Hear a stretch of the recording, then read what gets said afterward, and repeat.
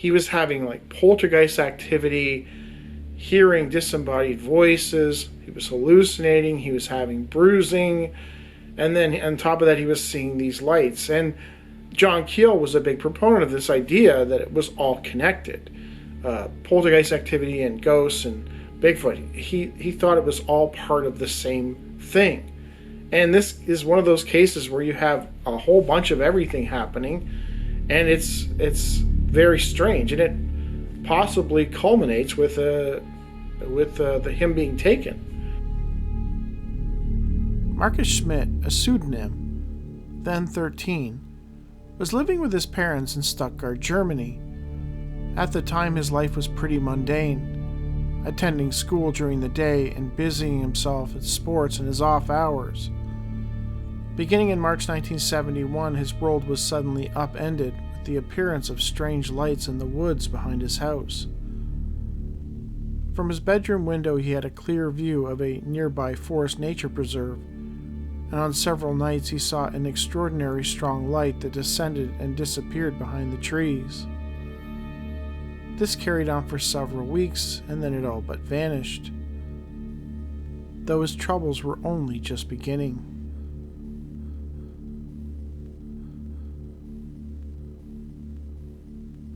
Beginning in April, Marcus began to experience incredibly disturbing, vivid dreams that seemed to almost telegraph events to come in his waking world. Following this were the voices. They came at night and during the day. Seemingly from nowhere, Marcus would hear voices speaking in empty rooms, or in his own darkened room in the wee hours of the morning. The dreams, the lights, and the voices. No surprise, Marcus began to wonder if he was going crazy.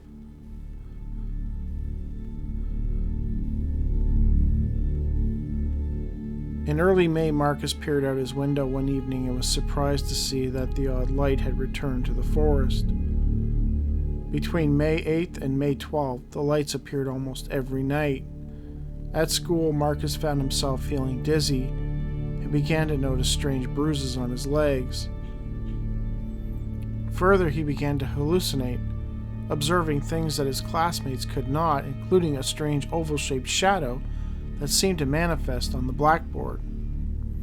For 2 days he saw no light, and then on the 15th he observed another light descend into the woods. He began to wonder what exactly this light was doing at the nature preserve. Little did he realize he would soon have a front row seat to the activities unfolding there.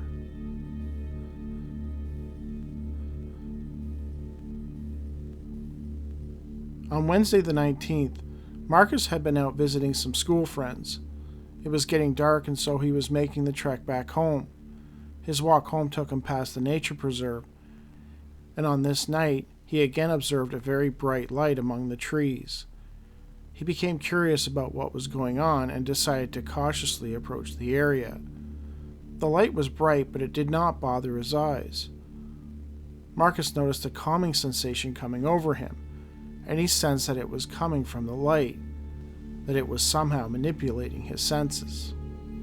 The more he walked, the larger the light became. He continued tromping through the darkened forest until he reached a clearing. In that clearing is where he saw a bright light obscured in a cloud hovering silently in the air. It was like it was waiting for him. A little frightened by what he was observing and not wanting to be seen himself, he moved behind some pine trees and continued to watch through the foliage. He was able to examine the craft, noting that it was a revolving disc-shaped object. At first it looked almost like a luminous cloud, but now he knew it was a metallic object.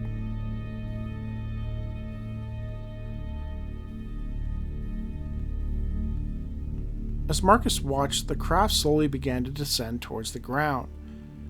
He then thought it was possibly some kind of American craft, as there was a base nearby, and the idea of it being, even at 13 years old, some kind of outer space craft seemed a little too far-fetched. As he stared at it, he noted that there were no windows or wings visible. It landed on the ground, but it strangely did not seem to flatten the grass. Marcus next began to wonder if it was really some kind of secret American craft or something else. It just didn't make sense. There were no military personnel or police around. Just then, the object began to pulsate and eventually dimmed its lights. It was metallic in appearance and very shiny, like silver. What happened next is rarely mentioned in UFO accounts, but I do have to relay it since it's in the report. According to Marcus, after the lights dimmed, the object began to emit a buzzing sound, which caused him an immense feeling of pleasure.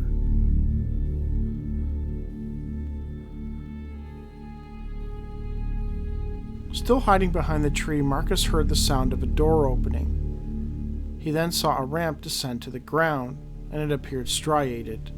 Then a circular door opened like a diaphragm on the camera lenses, and immediately he saw a second door, and this one opened upwards, and the buzzing sound became louder. The louder it got, the more pleasure Marcus derived from it, to the point of becoming admittedly aroused. In hindsight, he noted that it was strange and unbelievable that he felt that way in that moment, but he is certain that it was directly related to the buzzing sound coming from the craft. He also could feel the hairs on his head rise up. From his vantage point, he could see the interior of the craft through the doorway. It was dark, but a fluorescent light was visible. The second door was over 3 meters in height. He estimated the craft to have been about 25 meters in diameter by 8 meters in height. Suddenly, out of nowhere, a figure appeared in the front of the door. It was a human-like figure. Marcus became downright terrified at this point, and again the buzzing sound increased, thus creating a calming arousal sensation.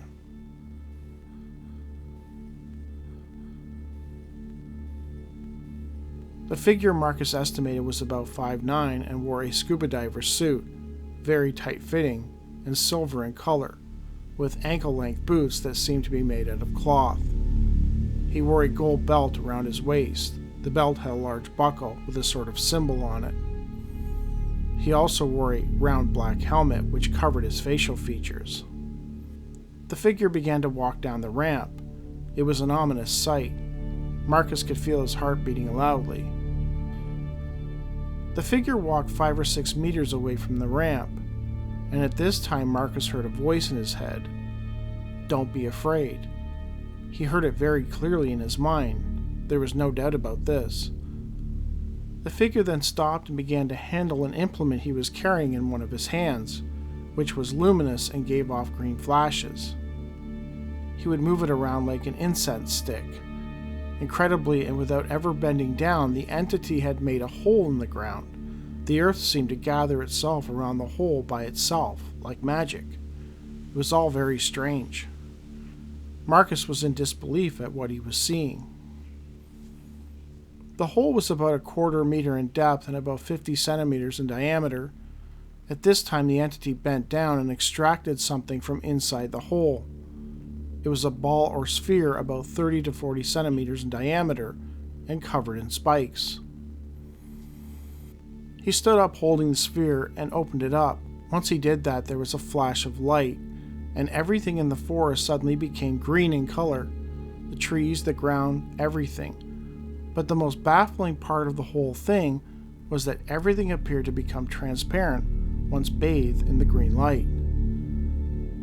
The night became day, but with a greenish tinge. For a moment, Marcus wondered if a bomb had gone off. It was at this precise second that Marcus realized that he was in the face of something that was not human. The entity, the ship, the device, they were not of this world. After the weird demonstration, the entity closed the sphere again and deposited it back inside the hole in the ground. With merely a wave of his hand, the dirt then covered the hole. The green light then disappeared, and everything seemingly returned to normal. The entity then turned around and walked back to the ramp. He began to walk up the ramp. At that very moment, an owl hooted, breaking the silence. The entity suddenly turned around, and using the same implement he had used to make the hole in the ground, he fired a violet-colored beam of light at the tree, and the owl instantly became quiet. The beam of light seemed to give off sparks, and since Marcus was close to the owl's tree, one of the violet sparks from the beam struck Marcus, causing him to scream out in terror. The entity turned around one more time as he walked up the ramp. Marcus again heard a voice in his head. "Don't be afraid. We will have to alter all communications." Marcus had no idea what that meant. The entity then lifted his right hand, quote, like an Indian salute, and disappeared inside the object. The doors closed quickly and the ramp was retracted back inside. The object became luminous again and rose up slowly into the air, revolving as it did. On the ground beneath it, the brush was becoming scorched. When the object was about 30 feet from the ground, a cone of light suddenly emerged from its underside. A solid cone of light. It touched the brush, and in an instant it became whole again, with no signs of the burns. The object, sufficiently satisfied that it had covered its tracks, then took off in a diagonal flight trajectory, disappearing into the night.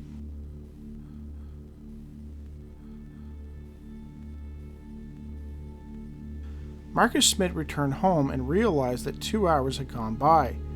He never told anyone anything, not his classmates nor his parents, as he suspected they would not believe him anyway. Marcus experienced no other phenomenon. No more voices, no more hallucinations or strange dreams, and no more lights. He still does not understand what the being meant when it said that it needed to alter communication. After many years, Marcus reached out to Spanish UFO researcher J.J. Benitez about his encounter. Benitez interviewed him extensively about his experience, which he wrote about in his book, For Your Eyes Only, 44 Years Investigating UFOs.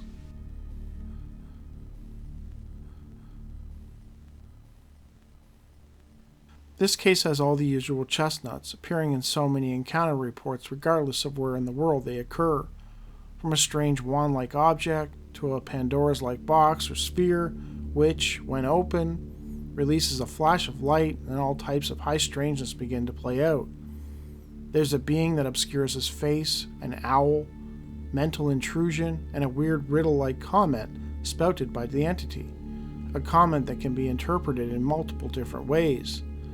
In this case, his comment suggests that some type of communication had been occurring prior to the encounter in the nature preserve, hinted at already in the witness's bruising and prophetic dreams leading up to it. There's no real indication given by Marcus on how off the time was between the sighting of the UFO and returning home. He never clarifies how long the walk was from his friend's house to his own, so there is no way to know if he had missing time, though by him pointing out how much time had elapsed, it definitely seems like he's hinting at it.